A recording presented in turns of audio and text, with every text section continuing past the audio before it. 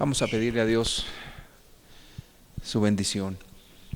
Padre, en el nombre de Jesús, queremos rogarte que nos hables, Señor, con mucha claridad. Queremos pedirte, Señor, que vengas tú, Señor, y nos hables a nuestro corazón, en el nombre precioso de tu Hijo Jesucristo, Señor. Amén. Bien, hoy vamos a tratar el tema de qué es una persona convertida o quién es una persona convertida. Abramos junto a la Escritura en el libro de Romanos, capítulo 8. Romanos capítulo 8, versículo 15. Solamente el versículo 15. Romanos 8:15 nos dice: pues no habéis recibido el espíritu de esclavitud para estar otra vez en temor, sino que habéis recibido el espíritu de adopción, por el cual clamamos, Abba, Padre. Aquí la Escritura nos habla de que una persona nacida de nuevo no ha recibido un espíritu de esclavitud, sino más bien de adopción. En palabras muy sencillas, una adopción es cuando una persona o un matrimonio decide tener a un menor y ante las autoridades adoptarlo como un hijo. ¿Y qué beneficio recibe ese niño? Pues un cuidado como un hijo, todas las atenciones, todas las necesidades cubiertas, educación, etcétera. Se le brinda todo lo que es y todo lo que requiere una persona para desarrollarse sanamente. Se toma esa figura para comprender lo que Dios hace en los corazones de las personas. Ahora, eso es muy importante. La Biblia como que nos hace una separación entre una persona que ha recibido un espíritu de esclavitud y una persona que ha sido adoptada por hijo. Ahora, primeramente, ¿cómo podemos saber si una persona ha recibido un espíritu de esclavitud o ha recibido una adopción de parte de Dios? Yo creo que la pregunta que tú tienes en este momento es: ¿y cómo lo sé? ¿Cómo poderme enterar si yo soy una persona que ha recibido un espíritu de esclavitud o soy un hijo? Bueno, vamos a responder a esta pregunta con el versículo siguiente, el versículo 16. Versículo 16 nos dice: el Espíritu mismo da testimonio a nuestro espíritu de que somos hijos de Dios. Si usted analiza la porción o este versículo de la Biblia, el Espíritu con E mayúscula, el Espíritu es Dios, porque es Dios Padre, Dios Hijo y Dios Espíritu Santo. Entonces, ¿quién es el que le dice a las personas quién es hijo de Dios? No pone ahí a un ministro, no pone a un líder, no pone a un consejero, sino dice la Escritura con todas sus letras, con toda claridad: el Espíritu de Dios, Dios mismo, es el que te da testimonio a tu espíritu, con E minúscula, es decir, a tu entendimiento, a tu razón, a tu conciencia, a tu persona, de que tú eres hijo de Dios. Es decir, que esto no lo puedes recibir de hombre alguno. Aunque una persona te diga muy bien intencionada: pues mire, yo veo que usted es una hija de Dios o usted es un hijo de Dios, pues creo que son palabras muy bien intencionadas que en las denominaciones comúnmente se escuchan de los líderes o del pastor: usted es un hijo de Dios. Pero la Escritura no avala a una persona para decirte si tú eres hijo o no. Una persona pudiera quizás dar evidencias de quién es una persona convertida. Sin embargo, quien tiene que decírtelo a tu persona es Dios y nadie más.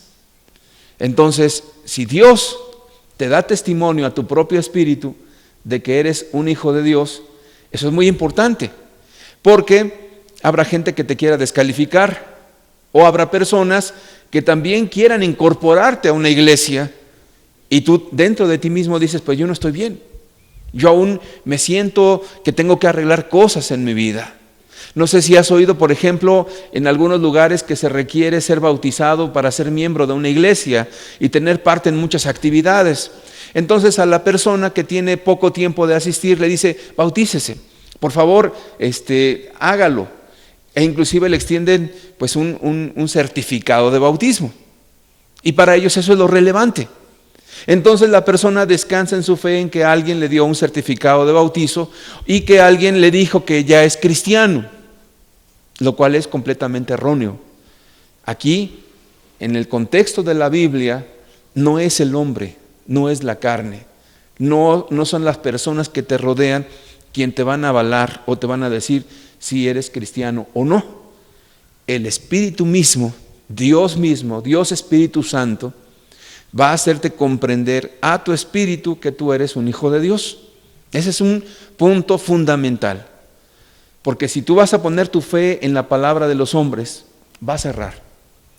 Es solamente en la Sagrada Escritura, en la palabra de Dios. Bien, ahora que entendemos esta verdad por sencilla, es muy profunda, pero bien sencilla. Es profunda porque es Dios mismo quien tiene que mostrártelo y decírtelo y confirmártelo y darte testimonio, nadie más. Por eso es una fe fundada en Dios y no en la palabra de los hombres. Volvamos al versículo anterior, versículo 14, en el versículo 15, pues no habéis recibido el espíritu de esclavitud para estar otra vez en temor. Muy bien, la Biblia nos habla de un espíritu de esclavitud. ¿Y qué tiene que ver ese espíritu de esclavitud o cómo podemos mirar o comprender quién tiene un espíritu de esclavitud? Bueno, el mismo pasaje nos dice en Romanos 8, en el versículo 8, lo va a leer ahí en la pantalla, nos dice, y desde el versículo 7, por cuanto la mente carnal es enemistad contra Dios, porque no se sujeta a la ley de Dios, ni tampoco puede. Es muy importante. Por cuanto la mente carnal es enemistad contra Dios, porque no se sujeta a la ley de Dios. ¿Y qué dice ahí? Tampoco puede. Es decir, es algo imposible humanamente hablando. En el versículo 8, y los que viven según la carne no pueden agradar a Dios. Y ahí hace ya después la diferencia. Mas vosotros no vivís según la carne, sino según el Espíritu. Dios Espíritu. Si es que el Espíritu de Dios mora en vosotros, y si alguno no tiene el Espíritu de Cristo, ¿qué dice allí? No es de Él. Entonces, una característica de una persona que ha recibido un espíritu de esclavitud, tiene una mente carnal, es lo que nos dice el texto. ¿Y qué es una mente carnal? Una mente que sigue todavía bajo sus propios preceptos, y es una persona que todavía está sujeta a sus propias pasiones carnales. Es decir, que todavía tiene pecados, que todavía la persona, aunque ha dejado algunas cosas, tiene otras. Quizás ha dejado las cosas grandes como el adulterio, la borrachera o las cosas evidentemente condenables. Sin embargo, todavía en su corazón alberga amarguras, algún resentimiento, todavía en sus pensamientos odia, y su mente carnal es como un campo de batalla. Es decir, como que hay dos fuerzas que están batallando dentro de la persona en su mente y que continuamente está venciendo la carne, los malos pensamientos, las cuestiones pecaminosas. Y hay una cosa interesante. Dice que esa mente no se puede sujetar a Dios. Es decir, por todos los medios la persona como que dice, yo quiero sujetarme a ello. Sin embargo, sus pasiones le vuelven a dominar y vuelve a caer otra vez. Es decir, es la experiencia de una persona que externamente está bien, pero todavía vive bajo la influencia, bajo el poder del pecado. no ha sido libre. Entonces, alguien que está en esta condición puede tener muchas cosas, por ejemplo, externamente buenas ya. Porque alguien que se acerca o es expuesto a las cosas de Dios, inmediatamente cambia cosas. Y eso es bueno, porque se aparta de cosas muy grotescas, pero todavía la persona se da cuenta que vive bajo una esclavitud. Ahora, eso no es oculto, la persona lo sabe. La persona sigue todavía allí en sus enojos, la persona todavía sigue amarrada a la lascivia o algún otro pecado. Cualquier persona que viva bajo cualquier pecado se dará cuenta, porque eso no es oculto, ni es algo que esté muy escondido. La persona evidentemente se da cuenta que todavía sigue amarrada a alguna práctica de algún pecado. ¿Cambia cosas? Sí, efectivamente ha cambiado cosas. Por ejemplo, hay personas que pueden por la religión cambiar muchos aspectos, pueden cambiar su lenguaje, pueden cambiar hasta su apariencia, pueden cambiar muchísimas cosas, pero nacer de nuevo, no. Y déjame platicarte la historia de un hombre que es bien conocido. De hecho, es el originador del metodismo, Juan Wesley. Juan Wesley, este hombre se acercó a una iglesia, a una congregación, escuchó muchos mensajes de la palabra, un hombre externamente bien en todos los sentidos, y un día alguien le pregunta, así de manera franca, oye, ¿por qué dices tú que eres cristiano? Inmediatamente Juan Wesley contesta, pues porque yo me esfuerzo todos los días en hacer las cosas de Dios, porque yo me he esforzado muchísimo, porque estoy luchando contra todos los apetitos de la carne, y porque estoy haciendo muchas cosas para Dios, y porque estoy ayudando, y porque estoy sirviendo, y porque voy a dar mi vida para las misiones en cuanto a Dios. La persona que le habló a Wesley solamente se le quedó mirando y movió la cabeza y le dijo, tú no eres cristiano. Terrible.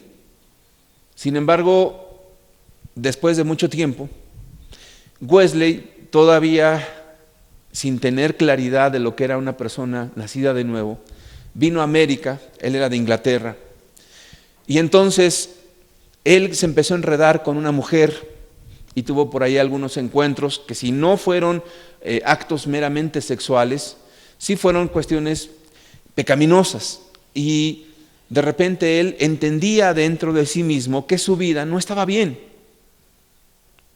El Espíritu no le había dado testimonio a ese Espíritu que era hijo de Dios. Entonces, es precisamente cuando él comprende a través de las Escrituras que la experiencia que él tenía no concordaba con lo que decía Dios, es cuando él tiene un verdadero encuentro con el Señor Jesucristo. Y ese hombre, desde que se convirtió hasta el final, permaneció en Dios. De hecho, se le conoce a la religión metodista precisamente porque este señor tenía un tiempo para cada cosa, para orar, un tiempo para leer la Escritura, un tiempo para leer otros libros. De hecho, él daba clases en una universidad. Por eso se le conocieron como que era un hombre muy metódico, y a todos los que después tuvieron una experiencia similar y estuvieron bajo ese liderazgo de este hombre les llamaron metodistas, por eso. Pero él tuvo que reconocer en algún momento de su vida, con todos los años que llevo leyendo la Biblia, yo no he conocido a Dios. Qué cosa tan impactante, muy impactante. Ahora, no es de extrañarnos eso. ¿Hay falsas experiencias de salvación? Claro que las hay. Acompáñenme, por favor, en el libro de Hechos. Lo hemos tomado en alguna ocasión. Lo vamos a recordar. Hechos capítulo 8, por favor.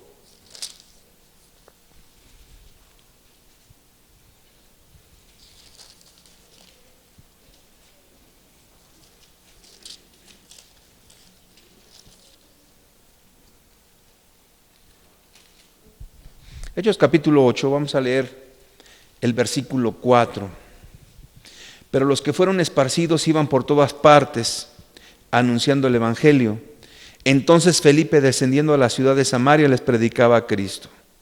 Ahora voy a leer Versículo 9.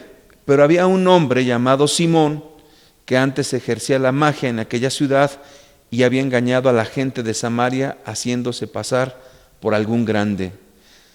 Y sigo leyendo en el versículo 14. Cuando los apóstoles que estaban en Jerusalén oyeron que Samaria había recibido la palabra de Dios, enviaron allá a Pedro y a Juan, los cuales habiendo venido oraron por ellos para que recibiesen el Espíritu Santo, porque aún no había descendido sobre ninguno de ellos, sino solamente habían sido bautizados en el nombre de Jesús.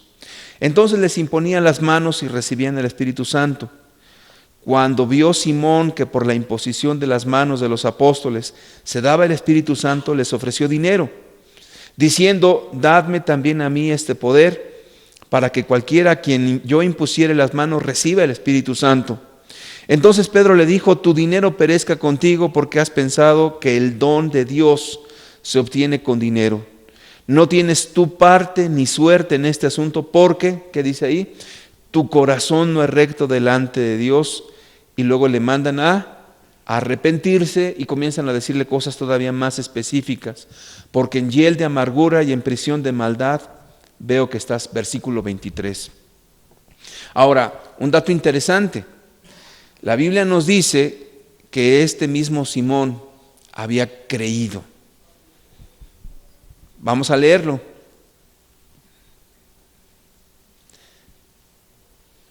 Versículo 13.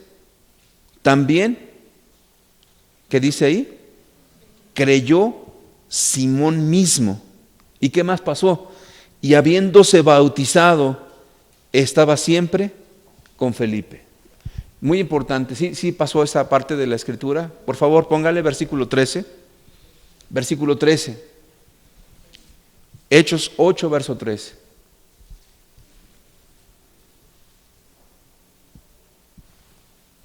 Ahí está. ¿Qué dice ahí la escritura? También creyó Simón mismo y habiéndose bautizado estaba siempre con Felipe. ¿Pudiera una persona autoengañarse? La respuesta es sí. ¿Pudiera una persona hacerse pasar por creyente? La realidad es que sí. Porque había este hombre que creyó al evangelio, al anuncio de la palabra de Dios. Ahora, podemos hacer muchas inferencias. Este hombre recibió un espíritu de esclavitud. No fue un hombre cristiano. Pero a mí me impresiona mucho, porque usted lo puede leer en casa, esta porción de la Biblia. Simón era un hombre que ejercía la magia. Era un hombre ocultista. Entonces, si usted lee con atención los pasajes, se dará cuenta que hubo un mover del espíritu muy fuerte en toda la ciudad de Samaria. De hecho, la tradición y la historia cuentan que Simón sacó sus libros de magia y los quemó. Ahora, Simón tenía un reconocimiento público de que tenía cierto poder oculto en cuanto a las artes mágicas y la gente le oía. Era así como un Walter Mercado de nuestros tiempos modernos. Era una persona importante. Era una persona que había adquirido fama por sus hechizos. Era alguien que había obtenido reconocimiento. Ahora imagínate el hecho de que él haya hecho una profesión de fe y dijera: yo creo en Jesús, que haya sacado todos sus libros de magia, esto lo dice la tradición, la historia, y lo sacara a quemarse, y que todos vieran que Simón había creído al evangelio. Entonces externamente todo concordaba en que efectivamente Simón estaba bien. Pero cuando vienen los apóstoles para que reciban el Espíritu Santo, cuando vino el Espíritu de Dios sobre las vidas de las personas, resulta que Simón empezó a ofrecer dinero para recibir al Espíritu de Dios. Y entonces Pedro le dice: tu dinero perezca contigo. El don de Dios no se puede obtener con dinero. Es un don. La palabra don significa regalo. No puedes obtenerlo con dinero. Entonces, como el Espíritu viene a morar por la fe en tu corazón, el Espíritu Santo, ¿de qué depende? Depende realmente de que tú hayas sido una persona sincera delante de Dios. Porque el Espíritu es el que da testimonio a tu espíritu de que tú eres un hijo de Dios. Entonces, Simón se le cayó su engaño. Y entonces Pedro le dice: arrepiéntete pues de esta tu maldad y ruega a Dios si quizás te sea perdonado el pensamiento de tu corazón, porque en hiel de amargura y prisión de oscuridad veo que estás. Y la tradición nos dice que ese Simón después hizo una secta. Entonces, la cuestión de ser un hijo de Dios es algo tan importante que tú tienes que ser alguien muy honesto contigo mismo para decir: efectivamente, Dios me ha dado testimonio de que soy un hijo de Dios. Dios me lo ha dicho, no me lo ha dicho carne y sangre, sino Dios mismo. Vamos a leer algunos pasajes que nos van a ir ilustrando todo esto. Romanos 8.1 nos dice, Romanos 8.1, por favor, la Escritura nos habla: ahora pues, ninguna condenación hay para los que están en Cristo Jesús, los que no andan conforme a la carne, sino conforme al Espíritu. Algo importante que ocurrió en tu conciencia es: Dios ha quitado por medio de su sacrificio, por la sangre de Cristo, la conciencia culposa, la culpabilidad que se cernía sobre nuestra vida, y que cada vez de que hablaban algo de pecado, inmediatamente nuestra conciencia nos atormentaba diciendo que merecíamos el castigo. Los recuerdos de lo que hicimos quedarán indeleblemente grabados en nuestra alma, en nuestros pensamientos, pero la condenación ya no está. Podemos recordar sucesos, podemos recordar cosas que hicimos sin Dios, pero esa situación ahora solamente han quedado como eso, como recuerdos, pero la cuestión condenatoria se ha ido. Entonces, Dios ahora te ha dado una conciencia limpia. Y el apóstol San Pablo decía que él mantenía siempre esa conciencia sin ofensa, sin mancha delante de Dios y delante de los hombres. Es decir, que si tú has nacido de nuevo, ahora tu conciencia está en paz. Y ahora te das cuenta que tener una conciencia en paz es algo hermosísimo. Es un tesoro que vas a cuidar todo tu caminar con el Señor Jesús. Es decir, que tu conciencia va a ser un aliado en tu caminata con Dios, y ahora ya no te atormenta la conciencia. Cuando a alguien le atormenta la conciencia, no puede dormir, no puede estar en paz. Su conciencia le sigue aguijoneando. En una ocasión, una persona hizo una broma de mal gusto y mandó cartas selladas a varias personas con una leyenda que decía tan sencillo como esto: ya todo salió a la luz.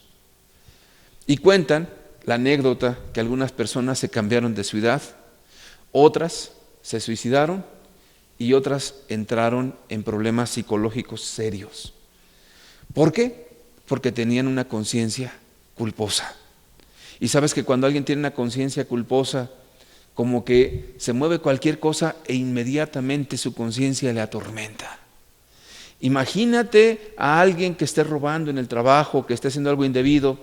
De repente, cuando oye la palabra auditoría, pues quizás por mera cuestión de que así se realiza cada periodo de tiempo, la persona comienza en su mente a decir: ¿ya se habrán dado cuenta?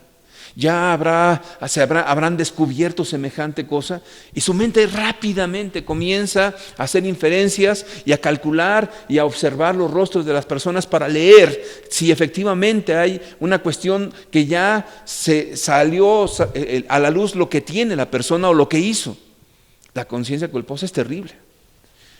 Entonces, cuando una persona ha nacido de nuevo, su conciencia está en santa paz. ¿Te has puesto a pensar alguna vez que cuando alguien habla de que los borrachos se van a ir al infierno, si tú nunca has tomado en la vida, ¿qué sientes? Nada. ¿Verdad que no?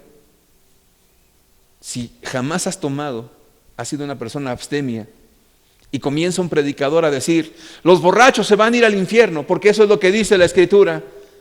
Te pregunto, ¿se mueve algo en tu corazón, en tu conciencia? ¿Verdad que no? Es más, eso ni te inmuta siquiera. Pero cuando has sido una persona que has vivido en el alcohol, que has golpeado a tu prójimo, que has maltratado a tu mujer, que has sido irresponsable, y comienzas a oír eso: de repente, aunque no quieras, tus pensamientos te llevan a esos actos y te simbras en tu conciencia y recuerdas cosas con una culpabilidad terrible. Entonces, primera característica de un hijo de Dios, su conciencia está en santa paz, porque sabe que sus pecados han sido perdonados por Jesucristo, el Hijo de Dios, y que a través del sacrificio de Cristo sus ofensas han sido lavadas. La persona está consciente de que se ha arrepentido, de que ha confesado su falta, de que ha restituido, de que está en paz con toda la gente. Entonces, esto es un beneficio infinitamente grande. Otra característica, vamos a leer Primera de Juan, por favor. Primera de Juan, capítulo 3, en el versículo 5. Y sabéis que Él apareció para quitar nuestros pecados, y no hay pecado en Él, en el Señor Jesucristo. Todo aquel que permanece en Él, ¿qué dice ahí? No peca. Todo aquel que peca no le ha visto ni le ha conocido. Todo aquel que peca no le ha visto ni le ha conocido. Mira, el diablo es muy hábil en tratar de confundirnos teológicamente. Por ahí alguien decía, oye, es que dicen que en el mundo hay más de 4,000 religiones. A ver, dime cuál es la mejor. Ninguna. La Escritura es la mejor. Pero hay algo muy importante. Satanás o la filosofía o la religión podrán ser tan diversas, pero nadie puede hacer santos, nadie puede hacer cristianos, nadie puede hacer que el hombre se aparte del pecado sino solamente Dios. De allí que esto no se puede imitar, no se puede cambiar, porque la Escritura nos dice que la mente carnal no se puede sujetar a la ley de Dios, que no puede. Es como algo que no puedes alcanzar por tus méritos propios. Entonces, donde veas una religión que justifica el pecado, las faltas, las transgresiones y que digan, pues tú puedes mentir, puedes robar, o puedes hacer esto y puedes hacer lo otro, y como quiera tú te vas a ir al cielo, no te está hablando Dios, te está hablando Satanás. Entonces, lo que te dice aquí la Escritura es que todo aquel que es nacido de Dios no peca. Eso es muy importante. Dios te ha hecho libre del poder del pecado. ¿O no dijo Jesús que el que peca dice se hace esclavo del pecado? Pero si el Hijo os libertare, seréis verdaderamente libres. Jesús utilizó una palabra, verdaderamente, que quiere decir sin engaño, sin falsedad. Ahora, no confundir, por favor, con una cuestión de que una persona que ya nació de nuevo jamás va a caer en pecado. Eso es lo ideal, es lo óptimo, es lo correcto. Sin embargo, vemos que alguna vez Pedro pecó, vemos que algunos santos en su vida pecaron, pero se arrepintieron y volvieron otra vez a caminar con Jesús. Es decir, que el poder que Dios te da para ser libre del pecado es real. Pero tenemos un cuerpo donde tenemos pasiones, tenemos pensamientos y otra vez vienen los deseos a tratar de someternos a hacer lo malo. Pero Dios nos da poder y la gracia para vivir todos los días santamente. Vamos a leer el versículo 8 de este mismo pasaje. El que practica el pecado es del diablo, porque el diablo peca desde el principio. Para esto apareció el Hijo de Dios, para deshacer las obras del diablo. Todo aquel que es nacido de Dios no practica el pecado, porque la simiente de Dios permanece en él y no puede pecar porque es nacido de Dios. Me voy a detener un poquito. Estaba leyendo de que en los vocablos europeos, por ejemplo en el latín, la palabra pecar tiene una cuestión interesante metafóricamente hablando. Sabemos que en el idioma griego, que fue como se escribió el Nuevo Testamento, La palabra pecado, y la Biblia lo dice con toda claridad, es transgresión a la ley de Dios. Pero en las lenguas latinas, la palabra pecado dice que tiene que ver con la cuestión del pie. Cuando yo estaba leyendo eso, se me hizo algo muy interesante. Porque dicen que quiere decir pecado porque en la cuestión de la Escritura habla de tropezar. No sé si lo has leído alguna vez de una persona que tropieza. Y entonces la metáfora es la siguiente, que la vida cristiana es como cuando empiezas un camino y lo empiezas a andar. Y entonces la palabra pecar es cuando tropiezas de tu pie y entonces caes. Cuando la persona cae, se levanta y vuelve a seguir caminando.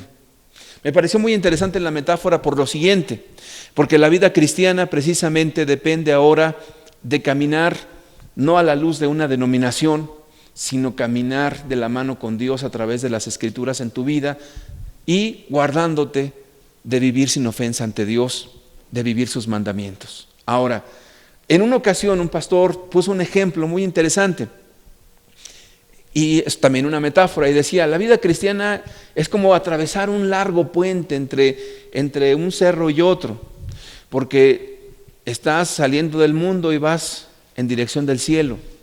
Y dice, nada más que en ese puente tan largo, en la parte de abajo hay lodo, hay cieno. Y dice, cuando una oveja, que era la metáfora, de repente resbala en ese puente y se ensucia una pata, no se puede quedar allí, tiene que salirse de allí porque el puente es seguro y seguir caminando. Haciendo alusión de que en algún momento puede venir algún tropiezo, pero obviamente cuando una persona tropieza tiene que arrepentirse de esa falta, pedirle perdón a Dios y restituir su ofensa. Y más adelante después veremos que hay pecados que ameritan una expulsión, pero que no es el tema en este caso. Pero esa es la vida cristiana.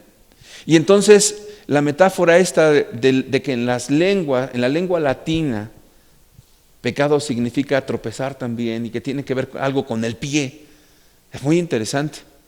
Ahora, la Escritura ahí dice que todo aquel que practica el pecado no está tropezado.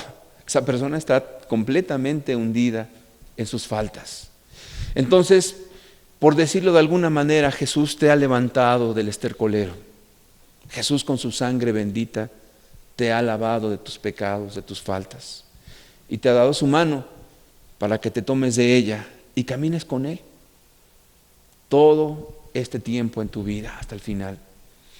Y el que practica el pecado pues no tiene a Dios definitivamente. Esa es la característica de una persona que es nacida de Dios. Vamos a leer 1 de Juan capítulo 3 versículo 15. 1 de Juan capítulo 3 verso 15 nos dice: todo aquel que aborrece a su hermano es homicida, y sabéis que ningún homicida tiene vida eterna permanentemente en él. Versículo 16. En esto hemos conocido el amor en que Él puso su vida por nosotros. Un nacido de nuevo tiene muy claro eso, que Jesús puso su vida por Él, y luego dice, también nosotros debemos poner nuestras vidas por los hermanos. Es decir, que todo aquel que aborrece a su hermano es homicida. Es decir, que una característica de una persona nacida de nuevo es un amor que no entiendes, un amor que te lleva a sentir un aprecio y un amor por la gente que te ha hecho mal. Lo normal en una persona que no tiene a Dios es odiar, ¿o no es así? Me la hizo y yo le guardo rencor o le voy a hacer daño, pero ahora sientes compasión por las personas, por aquel que te maltrató, por aquel que te ofendió, sientes mucha compasión por aquel que te dañó de alguna manera y tú dices, no es posible que de mi corazón salga esto, porque el primer fruto del Espíritu de Dios, ¿cuál es? El primer fruto del Espíritu es el amor. Una persona que guarde resentimientos, que guarde odio, una persona que siga todavía teniendo algún rencor hacia alguien, no tiene a Dios, porque el que aborrece a su hermano es homicida. Entonces tu corazón está limpio y tu corazón está lleno de amor. Tu corazón está lleno de compasión por la gente. Es algo que ¿quién lo puede imitar? Solamente Dios. Solamente Dios es el único que puede producir en nosotros el amor. Ahora, ¿qué tipo de amor? Porque es importante esto. La palabra amor tiene 3 acepciones en el idioma griego. Cuando tú lees en la Biblia la palabra amor, amor, amor, amor, en todo lo que es la escritura, en el griego se utilizan 3 conceptos. Cuando tú haces la traducción al griego, hay una palabra que es el amor fileo. De ahí viene otra palabra que se llama Filadelfia. ¿Y qué es lo que quiere decir con ese amor fileo o Filadelfia o filos? Quiere decir el amor entre hermanos, entre familiares. Cuando tú abrazas a tu mamá y tienes mucho afecto por tu papá y tus hermanos en la carne, eso se puede decir que tú tienes amor por ellos. Y si tú dijeras esta frase, yo amo a mi familia, la traducción al griego de esa palabra, yo amo a mi familia, la palabra amor sería, yo tengo fileo por mis familia. ¿Qué quiere decir? Ese amor entre familia, un amor fraterno. Eso es natural, eso no se requiere al Espíritu Santo. Hay personas que aman a sus familias. También hay otro tipo de amor. Y ese amor también, al traducirlo, es otro tipo de amor, o es otra palabra.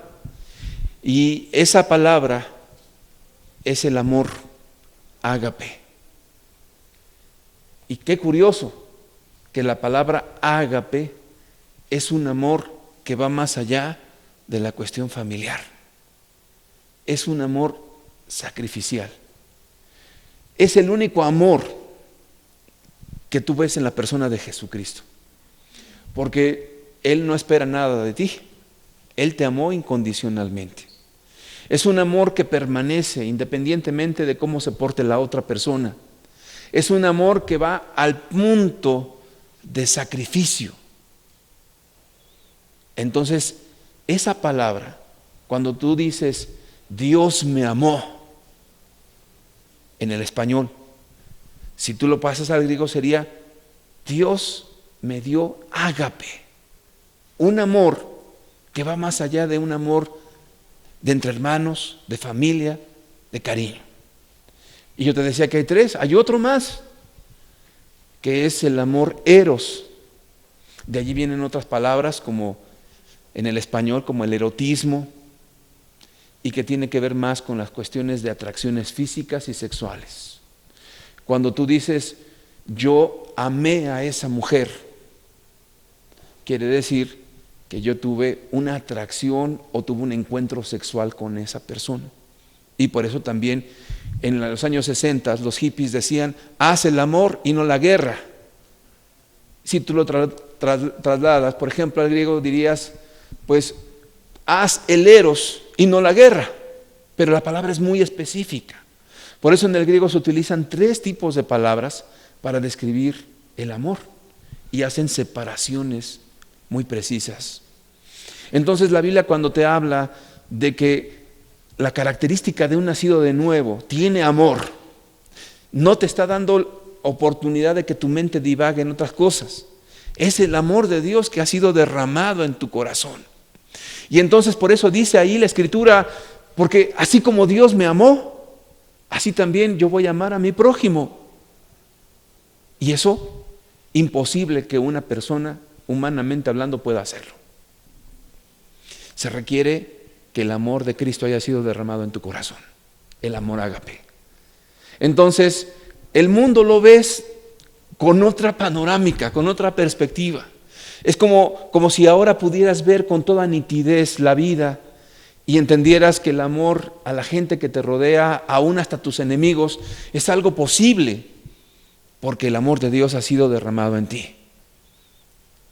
Pero a alguien que no pueda amar al esposo, que no pueda amar a la esposa, que no aguante a los hijos, que no soporte a las personas que le rodean, que vea al vecino y dice, me cae gordo fulano de tal,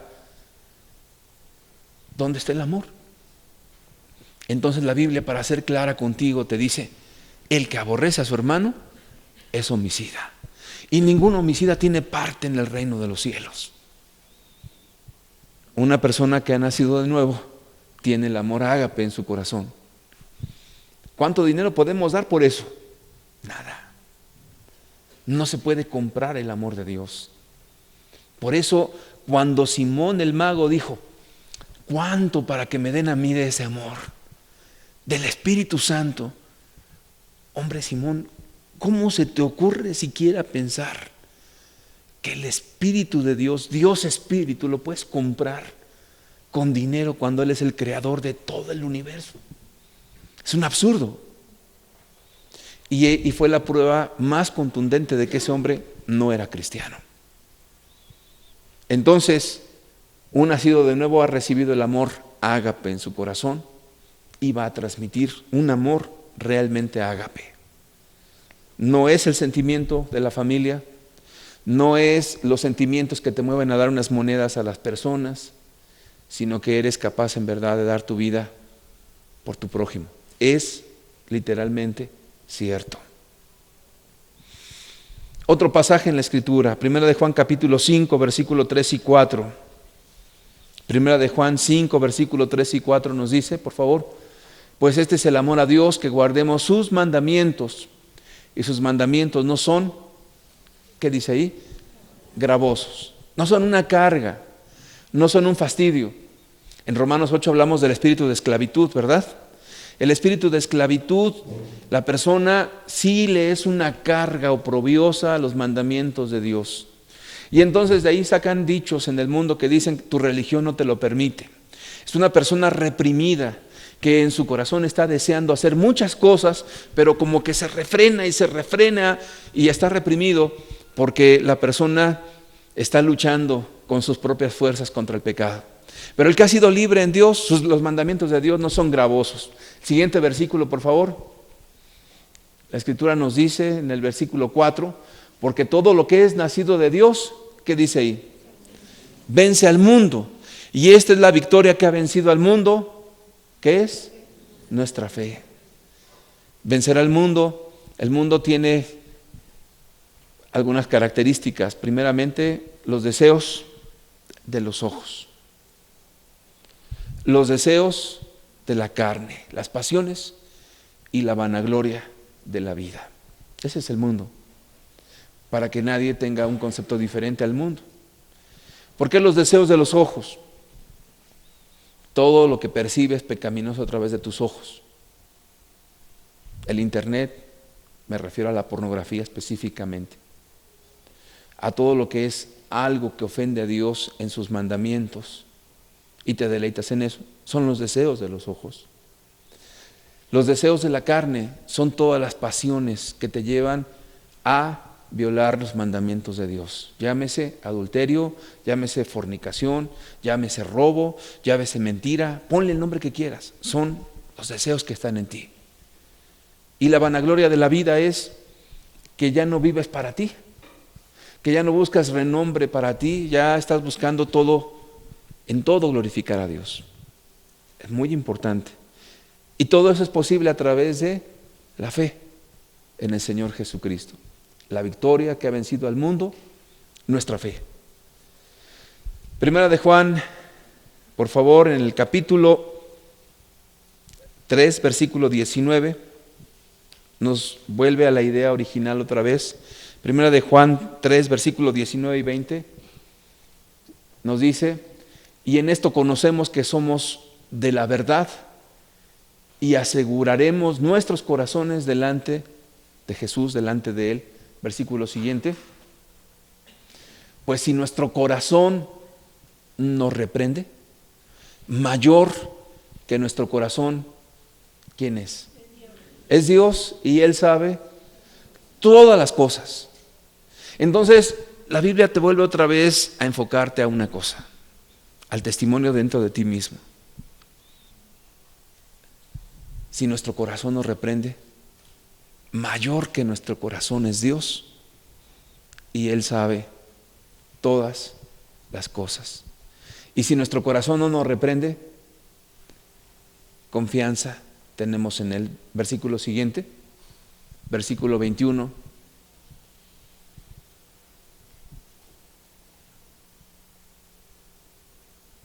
En el versículo 21, por favor. Primera de Juan 3, 21.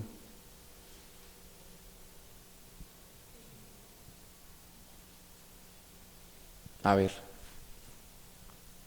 Bueno, en lo que aparece en la pantalla, por favor. Ahí está. Si nuestro corazón no nos reprende, confianza tenemos en Dios. ¿Por qué? ¿Por qué la Biblia vuelve a regresar a dejarte el testimonio en tu mismo corazón? Porque el corazón que no ha nacido de nuevo buscará un falso consuelo, una falsa esperanza, un falso refugio. Es que a mí me dijo el pastor que yo era cristiano. Es que yo terminé toda una campaña de salvación y me aprendí muchos versículos de memoria. Es que yo soñé anoche que venía un ángel y me decía que yo era un hijo de Dios.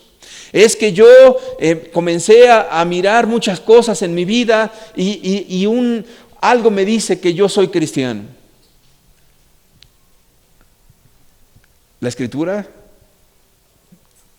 te describe claramente una persona nacida de nuevo.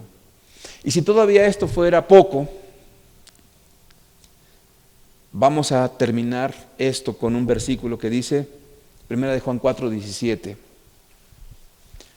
Si esto se nos hace difícil, 1 de Juan 4, 17, en esto se ha perfeccionado el amor en nosotros para que tengamos confianza en el día del juicio. Recordarás que hablamos del día del juicio. ¿Y cuál es la confianza? Ahí te dice la Escritura. Pues como Él es, ¿quién? Jesús. Así somos nosotros en el cielo, en este mundo. Entonces, ¿quién puede alcanzar eso? El que tiene a Dios. El estándar está muy alto. ¿Y sabes por qué lo ha puesto tan alto Dios? Para evitar engaños.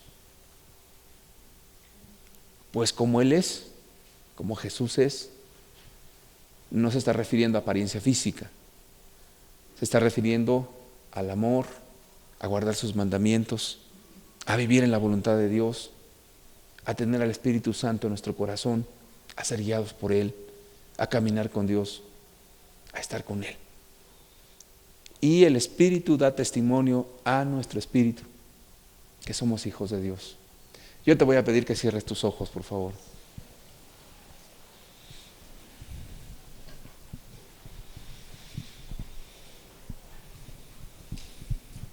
La Biblia ha sido tan clara,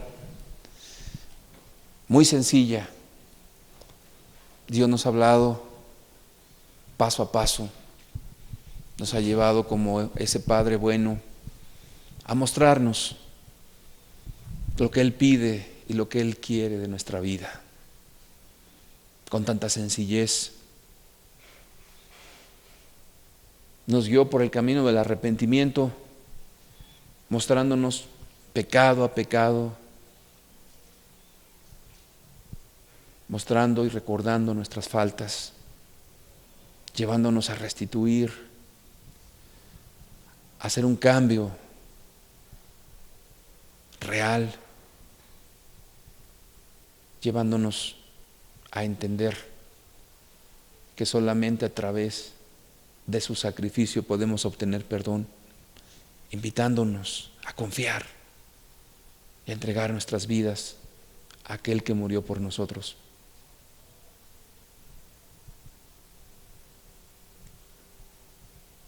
Y quien lo hizo de sinceridad. Las evidencias externas son las que te acabo de describir. Son muy sencillas, entendibles, pero solamente alcanzables por el Espíritu de Dios.